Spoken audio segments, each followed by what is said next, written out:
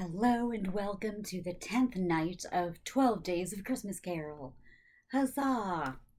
So I am incredibly sorry that there was no reading last night. I just didn't feel great and could not summon the energy to make a video because I just kind of felt crummy. So my apologies. I'm disappointed, but such is life. And really, all that means is that our last night will be on Christmas Eve, which kind of feels appropriate. So, yay, I guess. So, last we left off, Scrooge had bid goodbye to the ghost of Christmas Present, who disappeared in the creepiest of fashions after two skeletal children, metaphorical representations of ignorance and want, crept out from under his robe. So that was fun. Really laying on the allegorical nature of this story. Pretty thick, Charles. Thank you. And the ghost of Christmas yet to come has appeared, although I don't believe that they have named themselves yet. So we pick up in stave 4, which is entitled, appropriately, The Last of the Spirits. The phantom slowly, gravely, silently approached.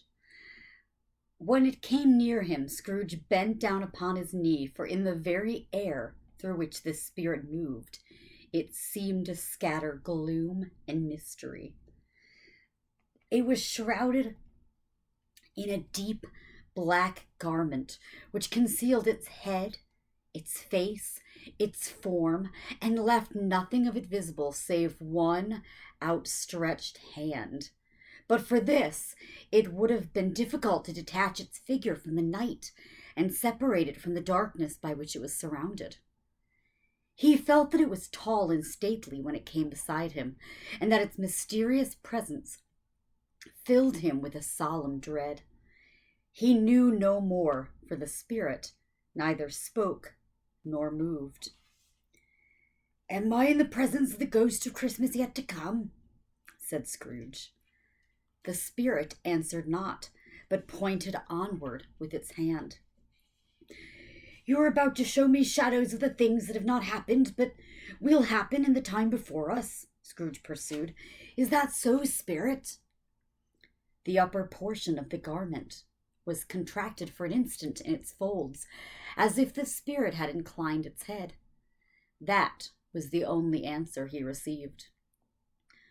Although well used to ghostly company by this time, Scrooge feared the silent shape so much that his legs trembled beneath him, and he found that he could hardly stand when he prepared to follow it.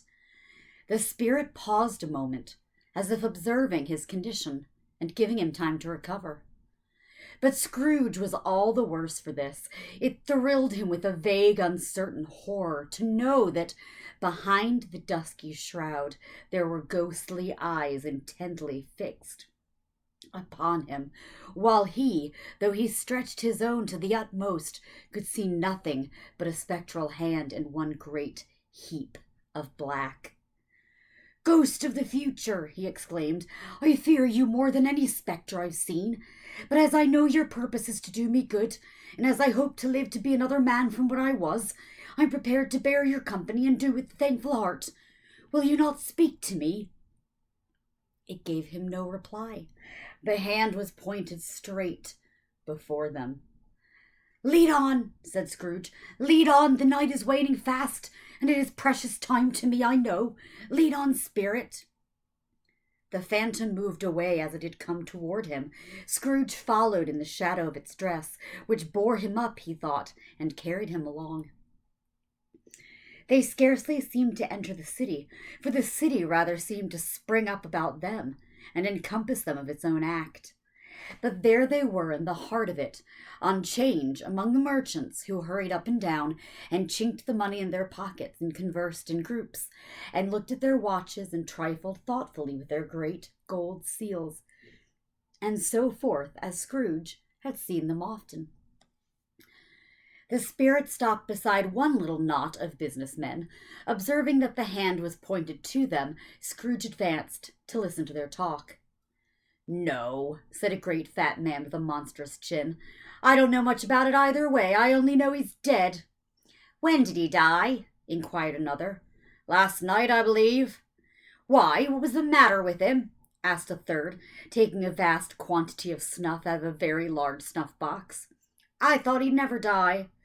"Oh, God knows." "Oh," said the first, with a yawn. "What's he done with his money?" asked a red-faced gentleman with a pendulous excrescence on the end of his nose that shook like the gills of a turkey cock. "I haven't heard," said the man with the large chin, yawning again. "Left it to his company, perhaps. He hasn't left it to me, that's all I know." This pleasantry was received with a general laugh. "It's likely to be a cheap funeral," said the same speaker, "for upon my life I don't know of anybody to go to it. Suppose we make up a party and volunteer."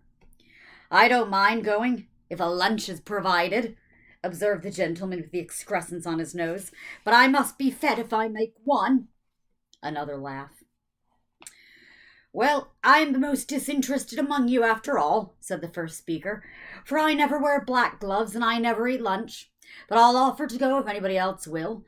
When I come to think of it, I'm not at all sure that I wasn't his most particular friend, for he used to stop and speak whenever we met. Bye-bye." Speakers and listeners strolled away and mixed with other groups. Scrooge knew the men and looked toward the spirit for an explanation. The phantom glided on into a street. Its finger pointed to two persons meeting. Scrooge listened again, thinking that the explanation might lie here. He knew these men also, perfectly. They were men of business, very wealthy and of great importance. He had made a point always of standing well in their esteem, in a business point of view, that is, strictly in a business point of view. "How are you?" said one. "How are you?" returned the other. "Well," said the first, "Old Scratch has got his own at last, hey?" "So I'm told," returned the second. "Cold, isn't it?" "Seasonable for Christmas time. You're not a skater, I suppose?" No, something else to think of. Good morning." Not another word. That was their meeting, their conversation, and their parting. Scrooge was at first inclined to be surprised that the spirit should attach importance to conversations apparently so trivial, but feeling assured that they must have some hidden purpose, he set himself to consider what it was likely to be. They could scarcely be supposed to have any bearing on the death of Jacob, his old partner, for that was past, and this ghost's province was the future. Nor could he think of anyone immediately connected with himself to whom he could apply them. But nothing doubting that, to whomsoever they applied, they had some latent moral for his own improvement, he resolved to treasure up every word he heard, and everything he saw, and especially to observe the shadow of himself when it appeared. For he had an expectation that the conduct of his future self would give him the clue he missed, and would render the solution of these riddles easily. He looked about in that very place for his own image, but another man stood in his accustomed corner, and though the clock pointed to his usual time of day for being there, he saw no likeness of himself among the multitudes that poured in through the porch. It gave him little surprise, however, for he had been revolving in his mind a change of life, and thought and hoped he saw his newborn resolutions carried out in this. Quiet and dark, beside him stood the phantom with its outstretched hand. When he roused himself from his thoughtful quest, he fancied from the turn of the hand and its situation in reference to himself that the unseen eyes were looking at him keenly. It made him shudder and feel very cold. They left the busy scene and went into an obscure part of town where Scrooge had never penetrated before, although he recognized its situation and its bad repute. The ways were foul and narrow, the shops and houses wretched, the people half-naked, drunken, slipshod, ugly. Alleys and archways, like so many cesspools, disgorged their offenses of smell and dirt and life upon the straggling streets, and the whole quarter reeked with crime, with filth and misery. For in this den of infamous resort there was a low-browed, beetling shop below a penthouse roof, where iron, old rags, bottles, bones, and greasy offal were bought. Upon the floor within were piled up heaps of rusty keys, nails, chains, hinges, files, scales, weights, and refuse iron of all kinds. Secrets that few would like to scrutinize were bred and hidden in mountains of unseemly rags, masses of corrupted fat, and sepulchres of bones. Sitting in among the wares he dealt in, by a charcoal stove made of old bricks, was a gray-haired rascal, nearly 70 years of age, who had screened himself from the cold air without by a frowsy curtaining of miscellaneous tatters, hung upon a line, and smoked his pipe in all the luxury of calm retirement. Scrooge and the phantom came into the presence of this man just as a woman with a heavy bundle slunk into the shop. But she had scarcely entered when another woman, similarly laden, came in too, and she was closely followed by a man in faded black, who was no less startled by the sight of them than they had been upon the recognition of each other. After a short period of blank astonishment, in which the old man with the pipe had joined them, they all three burst into a laugh. "Let the charwoman alone to be the first," cried she who had entered first. "Let the laundress alone to be the second, and let the undertaker's man alone to be the third. Look here, old Joe, here's a chance, if we haven't all three met here without meaning it." "You couldn't have met in a better place," said old Joe, removing his pipe from his mouth. "Come into the parlour. You were made free of it long ago, you know, and the other two ain't strangers. Stop till I shut the door of the shop. Ah, how it squeaks! There ain't such a rusty bit of metal in the place as its own hinges, I believe, and I'm sure there's no such old bones here as mine. Ha ha! We're all suitable to our calling. We're well matched. Come into the parlour. Come to the parlour." The parlour was the space behind the screen of rags. The old man raked the fire together with an old stair-rod, and having trimmed his smoky lamp, for it was night, with the stem of his pipe, put it in his mouth again. While he did this, the woman who had already spoken threw her bundle on the floor and sat down in a flaunting manner on a stool, crossing her elbows on her knees and looking with a bold defiance at the other two. "What odds, then? What odds, Mrs. Dilber?" said the woman. "Every person has a right to take care of themselves. He always did." "That's true indeed," said the laundress. "No man more so." "Why, then, don't stand staring as if you was afraid, woman. Who's the wiser? We're not going to pick holes in each other's coats, I suppose." "No, indeed," said Mrs. Dilber and the man together. "We should hope not." "Very well, then," cried the woman. "That's enough. Who's the worse for the loss of a few things like these? Not a dead man, I suppose." "No, indeed," said Mrs. Dilber, laughing. "If he wanted to keep him after he was dead, a wicked old screw," pursued the woman, "why wasn't he natural in his lifetime? If he had been, he'd have had somebody look after him when he was struck with death, instead of lying, gasping out his last there alone by himself." "It's the truest word that ever was spoke," said Mrs. Dilber. "It's a judgment on him." "I wish it was a little heavier judgment," replied the woman. "And it should have been, you may depend upon it, if I could have laid my hands on anything else. Open that bundle, old Joe, and let me know the value of it. Speak out plain. I'm not afraid to be the first, nor afraid for them to see it. We know pretty well that we were helping ourselves before we met here, I believe. It's no sin. Open the bundle, Joe." But the gallantry of her friends would not allow of this, and the man in faded black, mounting the breach first, produced his plunder. It was not extensive. A seal or two, a pencil case, a pair of sleeve buttons, and a brooch of no great value were all. They were severally examined and appraised by old Joe, who chalked the sums he was disposed to give for each upon the wall, and added them up into a total when he found that there was nothing more to count. "That's your account," said Joe, "and I wouldn't give another 6 pence if I was to be boiled for not doing it. Who's next?" Mrs. Dilber was next.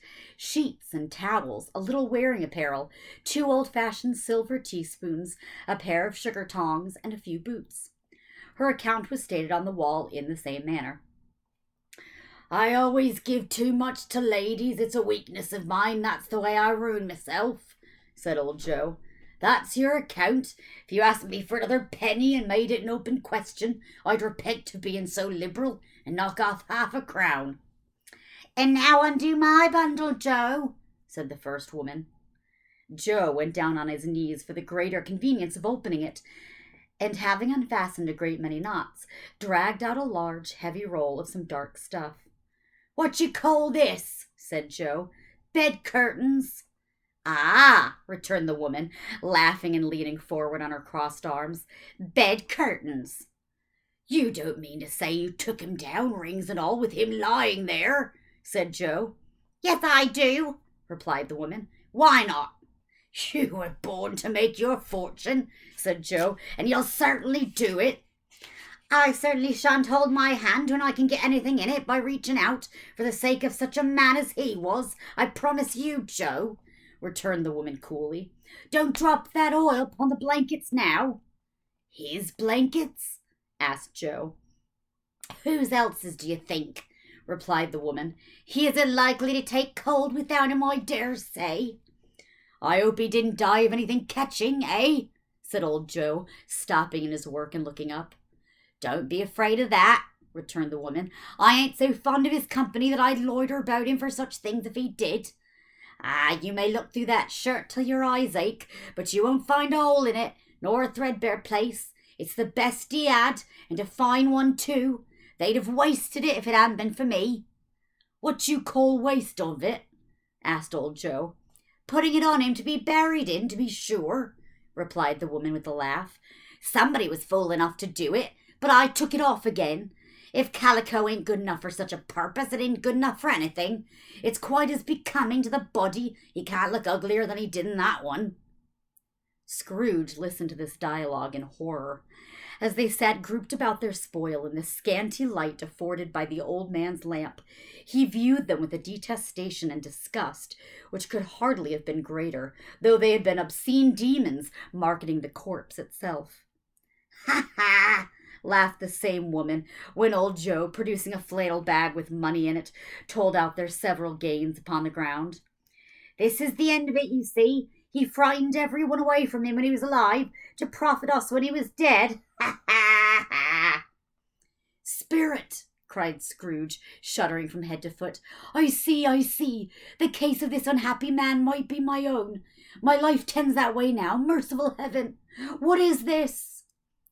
He recoiled in terror, for the scene had changed, and now he almost touched a bed, a bare, uncurtained bed, on which, beneath a ragged sheet, there lay a something covered up, which, though it was dumb, announced itself in awful language.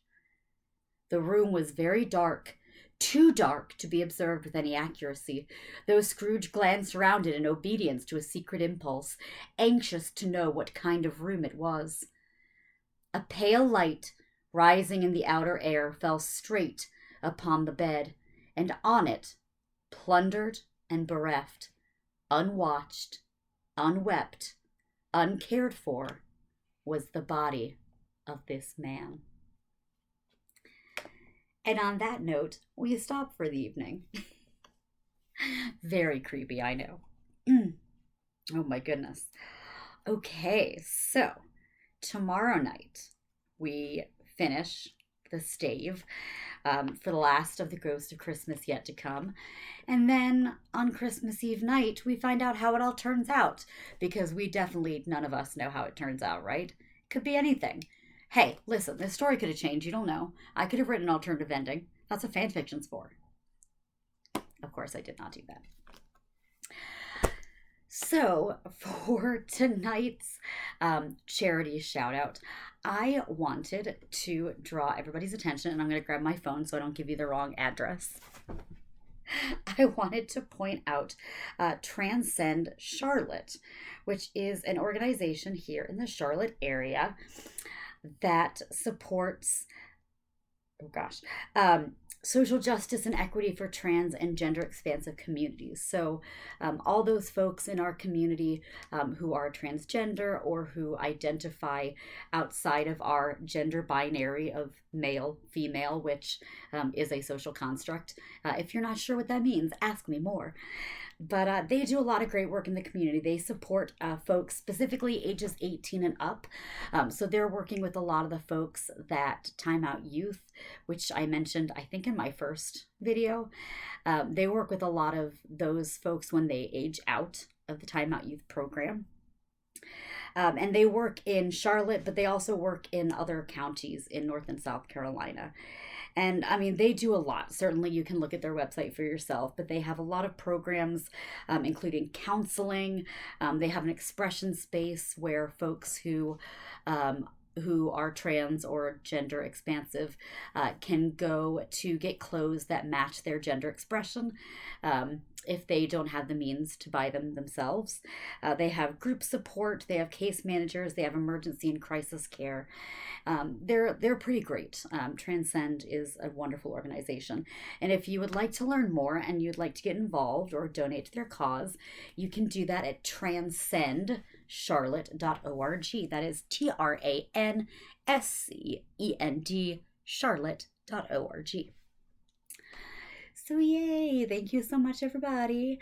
I know I've been promising to do children's stories and I haven't done those yet. It is my goal to do some tomorrow, fingers crossed. Maybe I'll do one tonight. Who the heck knows, man? Anything could happen. The night is yet young. I mean, it's 9:30, but the night is yet young. But anyway, in the meantime, thank you so much for joining me. I hope you have a lovely evening and are enjoying a joyful and healthy and restful holiday. Good night. We'll see you tomorrow.